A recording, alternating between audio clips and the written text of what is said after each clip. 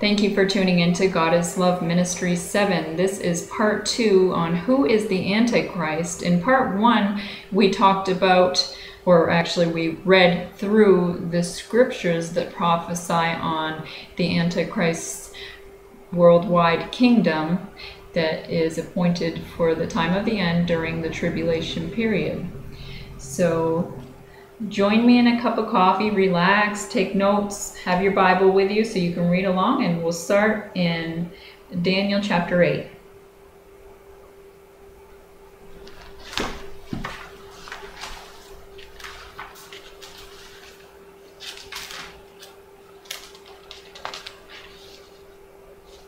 So in Daniel chapter 8, verse 23, here is a prophecy on the Antichrist. This is in Daniel's vision of the ram and the goat. We won't talk about the specifics of this prophecy because I just want to highlight the personality characteristics of the Antichrist, what he is going to be all about. So in verse 23, it says, "In the latter part of their reign, when rebels have become completely wicked, a stern-faced king, a master of intrigue, will arise." A master of intrigue. And what does intrigue mean? It means to fascinate or to arouse curiosity. So he is going to really capture the world's attention, those who do not hold to the testimony of Jesus Christ, those who do not love the truth, those who are perishing, are going to be fascinated by this man, and they are going to want to worship him, as we will read. Turn over to Daniel chapter 11, and here in chapter 11, Daniel's prophesying on the line of kings that the Antichrist will come out of, and the last king before the Antichrist, here in Daniel chapter 1, says he will be succeeded by a contemptible person. So here's the Antichrist, who is the contemptible person, who has not been given the honor of royalty. He will invade the kingdom when its people feel secure, and he will seize it through intrigue. So this is how he's going to operate. He's going to be a smooth operator. And then let's turn over to 2 Thessalonians.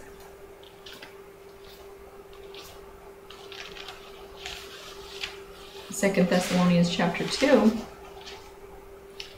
In verses 9 and 10, prophesying on the Antichrist, "The coming of the lawless one will be in accordance with the work of Satan, displayed in all kinds of counterfeit miracles, signs, and wonders." So as you see here, he will be operating devil spirits and displaying counterfeit miracles, signs, and wonders, and every sort of evil that deceives those who are perishing. And why does it deceive those who are perishing? They perish because they refuse to love the truth and so be saved. So those who reject the truth of Jesus Christ and the gospel message of Jesus Christ, they have nothing else to hold to. They have no truth to hold to. So they're going to follow after this guy who is going to fascinate them and really capture their attention through these false miracles, signs, and wonders. Now let's go over to Revelation chapter 13.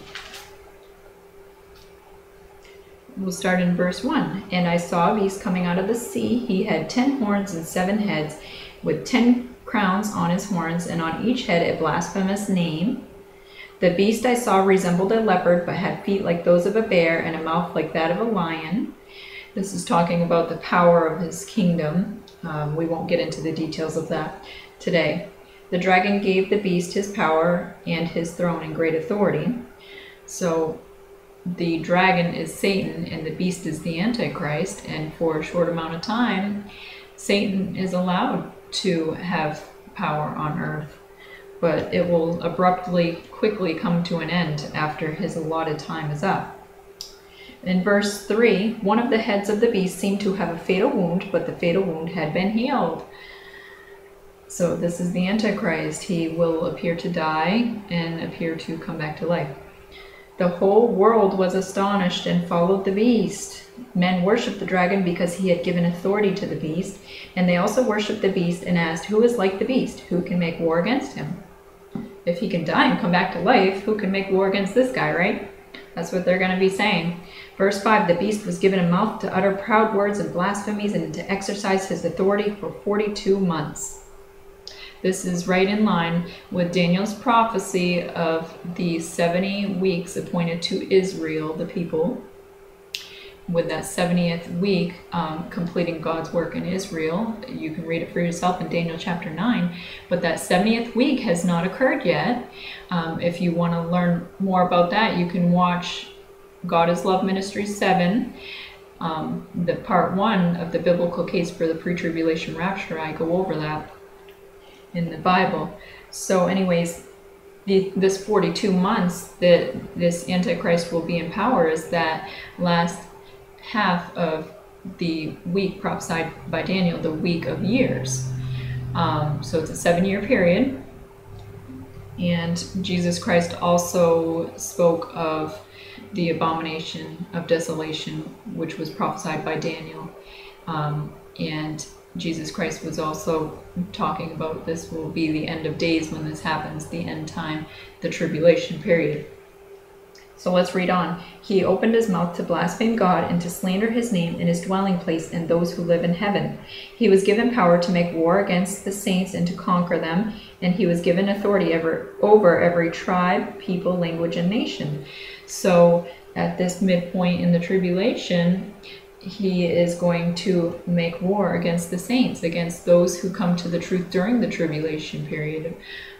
These are the people who rejected the gospel message during the grace administration, and now at this point they have seen the truth, but now they're going to suffer the consequences for rejecting the truth beforehand, because now they're left here on earth while the church has already been evacuated before the tribulation period began.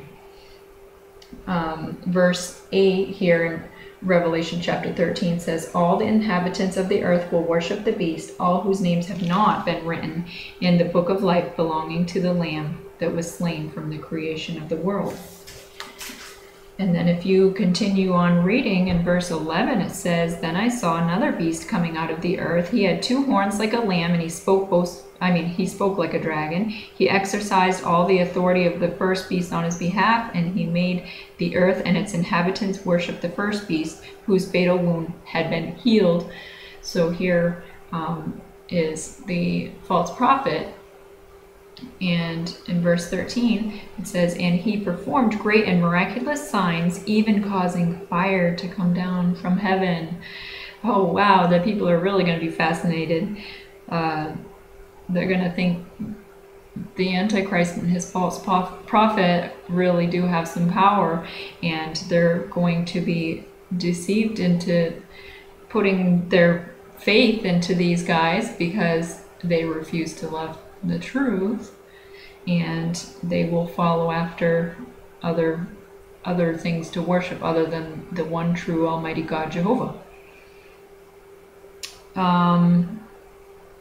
Verse 14, because of the signs he was given power to do on behalf of the first beast, the Antichrist, he deceived the inhabitants of the earth. He ordered them to set up an image in honor of the beast who was wounded by the sword and yet lived, and he was given power to give breath to the image of the first beast so that it could speak and cause all who refused to worship the image to be killed. He also forced everyone, small and great, rich and poor, free and slave, to receive a mark on his right hand or on his forehead, so that no one could buy or sell unless he had the mark, which is the name of the beast or the number of his name, which is 666. So here in verse 15 it says all who refuse to worship the image will be killed. So the tribulation saints who are on earth at this time are going to reject the mark of the beast and will not worship his image, because they will worship the one true God. They will finally have accepted the gospel message of Jesus Christ. And if you carry over to Revelation chapter 14, verses 9 through 12, it's a warning for all who accept the mark of the beast and worship his image, that they will be eternally damned for that. So it's going to be a tough time to live on earth for these people. Now, let's go back to Daniel.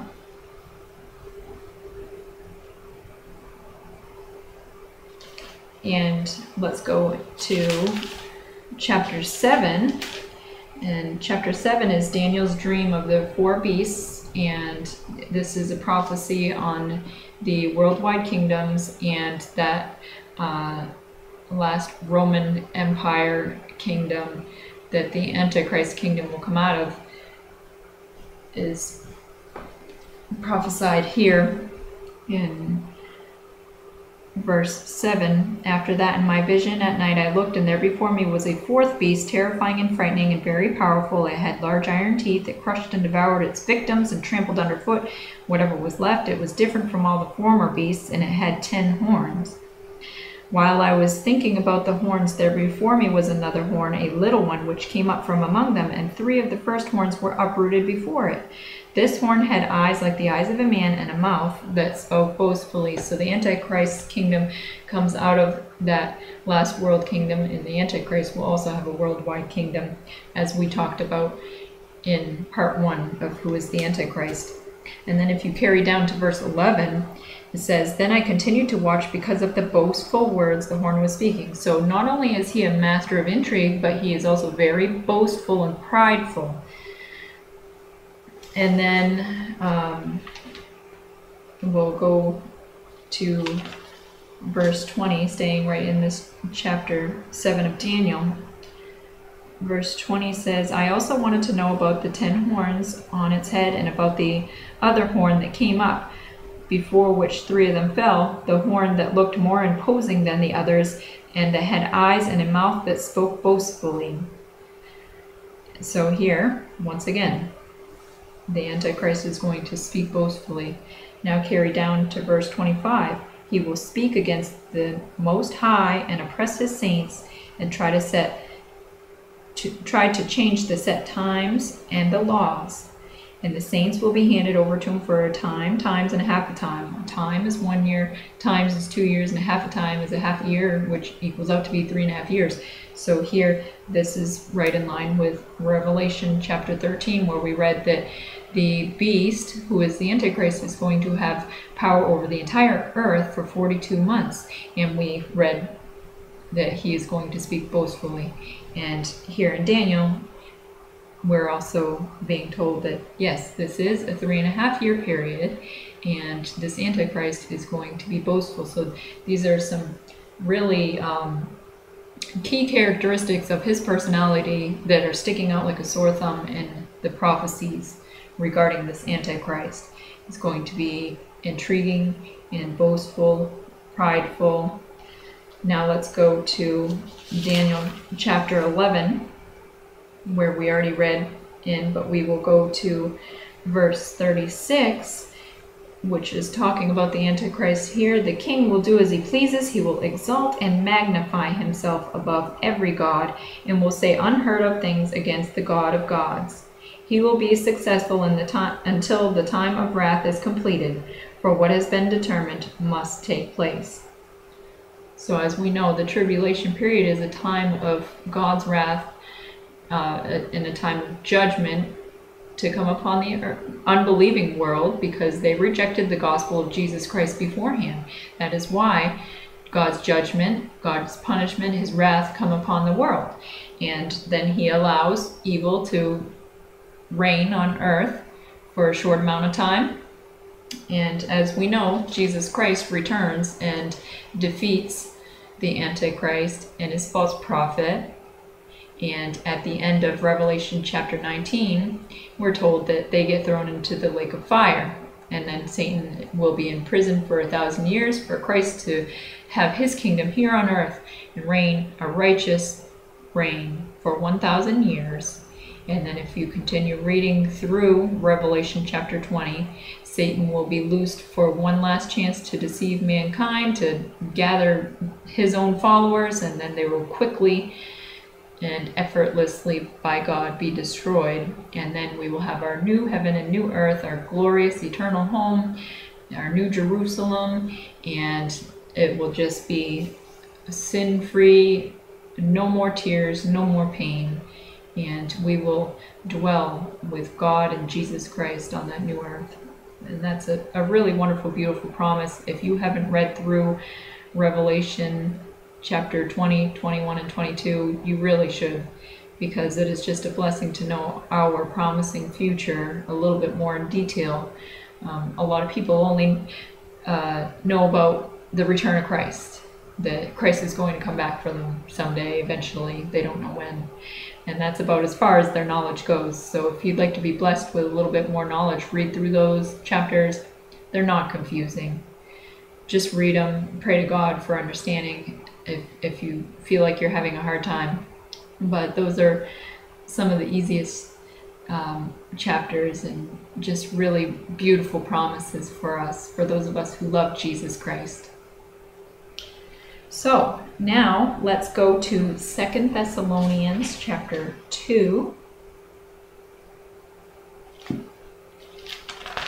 And read in verse 4 here is talking about the Antichrist, calling him the man of lawlessness, or the son of perdition in the King James Version. It says, he will oppose and will exalt himself over everything that is called God or is worshipped, so that he sets himself up in God's temple, proclaiming himself to be God. This is the abomination that causes desolation, spoken of through Daniel the prophet,